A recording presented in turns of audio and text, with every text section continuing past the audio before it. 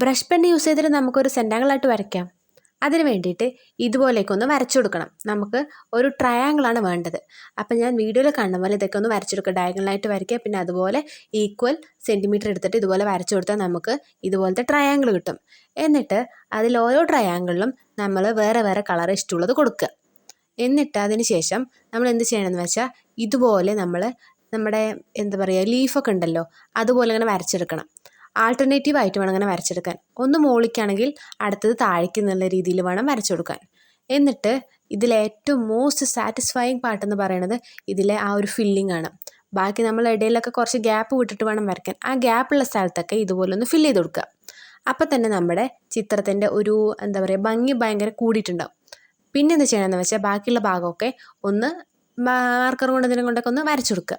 അപ്പം അത്രേ ഉള്ളൂ. ഈസി ആയിട്ട് നമുക്ക് വരച്ചെടുക്കാൻ പറ്റും. എങ്ങനെയുണ്ടെന്ന് കമൻറ്റ് ചെയ്യണേ.